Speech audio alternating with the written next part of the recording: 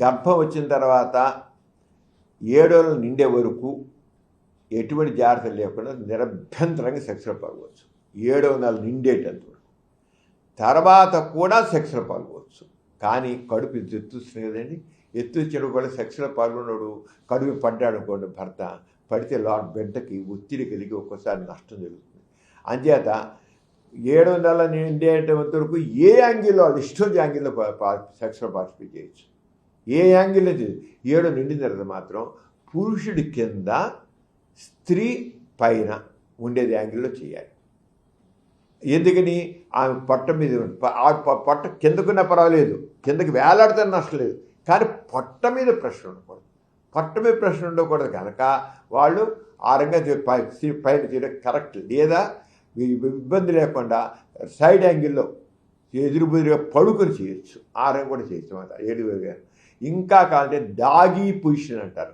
ఆమె 2 మోకాళ్ళు మోచేతుల మీద పడుకుంటే వెనక నుంచి యోని మార్గంలోకి పురుషాంగం చెప్పించి సెక్స్ చేయొచ్చు. అప్పుడు కూడా పొట్ట కింద బిడ్డ మీద మనకి దేనికి ముఖ్యంగా ఈ పొజిషన్స్ అని చెప్పేది, బిడ్డకి పొట్ట మీద ఒత్తిడి కలిగి బిడ్డకి మీద ఒత్తిడి కలగకూడదు. బిడ్డ మీద కడుపున గర్భస్థ శిశువు మీద ఒత్తిడి కలగకుండా ఉండే విధంగా మీరు ఏ యాంగిల్ అయినా సెలెక్ట్ చేసుకోండి. గర్భం మీ పొట్ట మీద ఒత్తిడి కలగకూడదు. కలిగిందా బిడ్డ కింద ఒత్తిడి కలుగుతుంది, ఆ బిడ్డకి ఒత్తిడి కలగకూడదు. అంచేత ఆ రంగం చేస్తే 7 నెలల వరకు మీ ఇష్టం, ఏ యాంగిల్ అయినా పార్టిసిపేట్ చేయండి. అది పాల్గొనకూడదంటే లేదు. అయితే కొంతమందికి రిపీట్గా గర్భం పోతుంటుంది. రిపీట్గా గర్భవతి ఎందుకు కారణం తెలియదు. ఆ కారణంగా వాళ్ళకి 4 నెలలు గర్భపోతుంది, 5 నెలలు గర్భపోతుంది, 7 నెలలు ప్రతిసారి పోతూనే ఉంటాయి గర్భాలు. అలాగా ఎందుకు పోతే తెలియదు. అలాంటి కేసులు ఏం చేస్తాను, డాక్టరు మీరు సెక్స్ కాస్త దూరంగా ఎందుకైనా మంచిది అని అంటారు. అలా ఒకటి. కొంతమంది సర్వైకల్ ఇన్కాంపిటెన్స్ అంటాం, అంటే గర్భాశయ ముఖద్వారం విచ్చుకుని ఉంటుంది. అయితే అప్పటికీ సర్వైకల్ వేసి సర్విక్స్ దగ్గర లోపల గర్భాశయం ముఖద్వారం దగ్గర కుట్టేయడం ఉంటుంది. అయినప్పటికీ అలా సందర్భాల్లో సెక్స్ దూరం ఉండడం మంచిది. గర్భాశయం కొంతమందికి కొద్దిగా విచ్చుకుంటుంది. ఏమో ఒక్కోసారి ఈ ఒత్తిడి కలిగి ఆ యామ్నాడిక్ శాఖ పైలిపోతే నెలల నిండుగానే కాంపైపోతుంది. అలాంటి డాక్టర్ చెప్తారు, మీకు పనిగా ఈ పరిస్థితుల్లో నీకు రిపీట్గా అబార్షన్ అవుతాయి కదా, చేయకు. దీంట్లో థ్రెటెండ్ అబార్షన్ పరిస్థితి ఉందండి. కొంతమంది లేడీస్కి సడన్గా కొంత బ్లీడింగ్ కనబడుతుంది. బ్లీడింగ్ కనబడ్డా వాళ్ళు హార్మోన్స్ నార్మల్గా ఉంటాయి. గర్భాశయం సర్విక్స్ అంటాం, అది మామూలుగా క్లోజ్ అయ్యే ఉంటుంది. ఆ క్లోజ్ అయిన రక్తం కొద్ది కనబడ్డప్పటికీ ఆ రక్తం కనబడడం ఆగిపోయేటంత వరకు వాళ్ళు సెక్స్ దూరం ఉన్నారు. అప్పుడు ఏంటంటే వాళ్ళు ప్రొజెస్ట్రోన్ అనే ట్యాబ్లెట్స్ ఇస్తాం.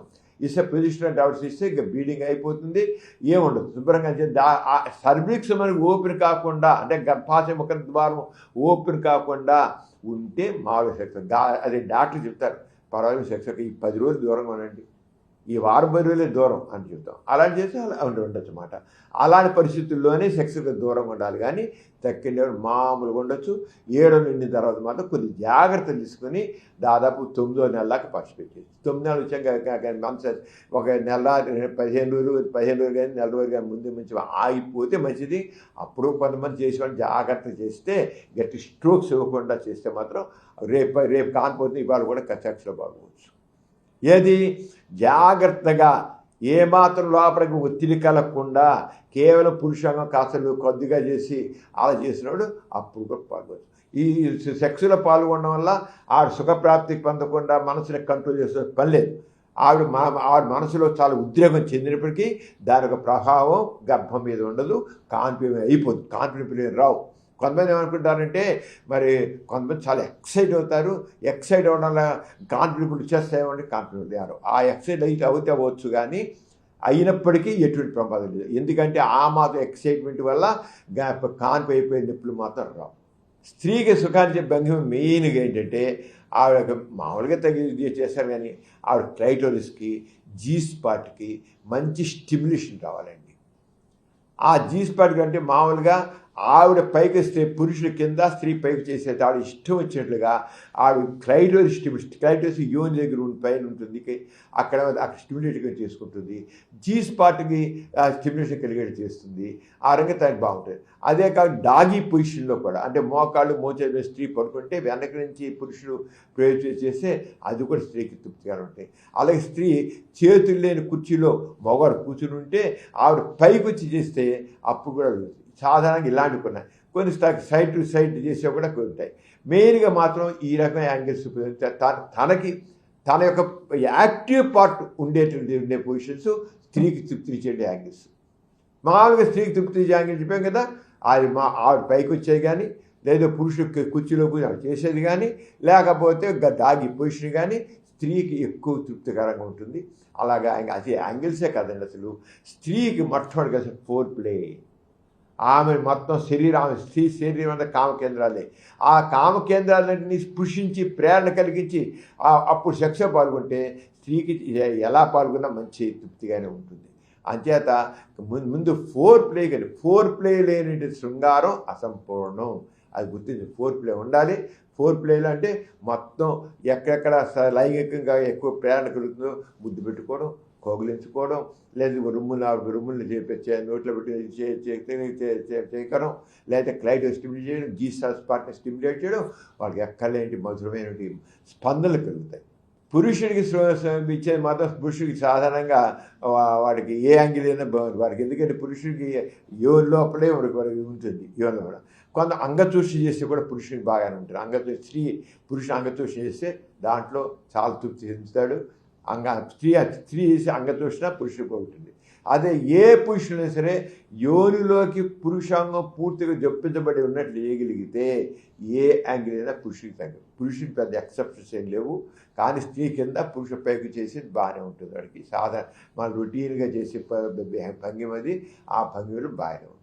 స్త్రీకి పురుషుడికి ఇద్దరికి సుఖాన్ని అంటే ఇద్దరికి అండర్స్టాండింగ్ ఉండి నాకు ఇది బాగుంటుంది అని ఆమె అంటే ఇది బాగుంటుంటే వాళ్ళిద్దరికి ఏది ఇష్టం ఉంటుంది కొంచెం. ఎందుకంటే రండి సెక్స్లో టేస్టులు మారిపోతుంటాయి. ఇవాళ మంచి భంగి పని బాగుందన్నాడు, రేపు అది సరిగ్గా ఉండదు, అది మగాడికి ఉండదు, అర్థానికి ఉండదు. అంచేత నిన్న అలా చేసాం కదా, ఇవాళ ఇలా చేద్దాం. ఇద్దరికీ అండర్స్టాండింగ్ ఉండాలి. ఇద్దరికి అండర్స్టాండింగ్ ఉన్నట్లయితే అండర్స్టాండింగ్ చేసేది మంచి ఇద్దరికి ఇష్టం కూడా. ఇద్దరికి మన ఇద్దరు నేను అది చేసి ఇవాళ ఇచ్చేద్దాం అంటే ఎప్పుడు ఇద్దరు కలిసి మనసు పడి ఒక యాంగిల్ సెలెక్ట్ చేసుకుంటారో, లేకపోతే యాంగిల్స్ సెలెక్ట్ చేసుకుంటారో దాంట్లో ఇష్టపడతారు. అంతేకాని ఇదే వాళ్ళిద్దరికీ చేస్తున్నది లేదు. ఇద్దరికి చక్కగా ఉండేది ఇద్దరు అనుకుని మనసు పడి ఇద్దరు అనుకుని ఆరంగా సెక్స్లో పాల్గొన్నట్లయితే వాడికి ఎక్కలేని థ్రిల్లు కలుగుతుంది. అంతే కాదు ఇద్దరికీ సుఖం ఉండాలంటే ఇద్దరు మనసు పడాలి, ఇద్దరు అనుకోవాలి, ఇద్దరిలోని మా ఇద్దరు ఒకే రకం భావం ఉండాలి, ఇద్దరు ఎంజాయ్ చేయాలి. నీ కోసం నేను అని ఆమె అనుకోవాలి, నీ కోసం నేను ఈయన అనుకోవాలి, మన ఇద్దరికి ఇది బాగుంటుంది అనుకోవాలి. అప్పుడు వాళ్ళు ఏ యాంగిల్ అయినా వాళ్ళకి మంచి యాంగిల్కి లెక్క.